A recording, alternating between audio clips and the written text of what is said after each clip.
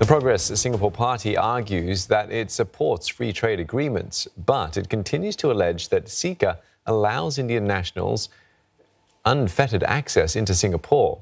It believes that CECA displaces residents from jobs, a key point of contention that both ministerial statements have slammed as a falsehood.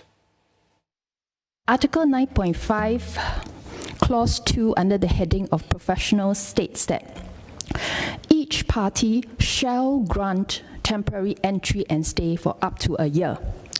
And it goes on to list several conditions. So my question here is, for anybody who satisfies these conditions, are we obliged to approve their application? This chapter does not apply to immigration measures. Government's policy on immigration, on the granting work pass, granting PR, granting citizenship, so you shall grant 1 year of approval, should you approve. That's how you read the agreement. What happened to our education system? What happened after 20 years? You're still telling Singaporeans that we're not enough talent.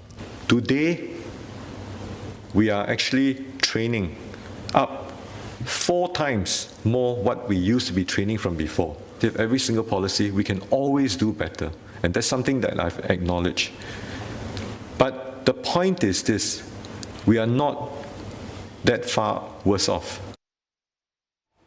As the debate drew to a close, Health Minister Ong Ye Kung pressed the PSP again on its position on FTAs, as well as its false claims that CECA has led to an influx of Indian nationals. What I've said is that we fully support FTAs. We know that that's important for Singapore. And we appreciate the point that we are not using the movement of people as a bargaining chip in the negotiation of the FTAs. But as to whether CECA has contributed to the influx of some of the PMETs in Singapore in relation to our overall foreign talent policy, we have to explore that. And we don't agree that CECA is net beneficial to Singapore at this stage. It is regrettable because generations of FTA negotiators worked very hard to make sure our interests are all protected.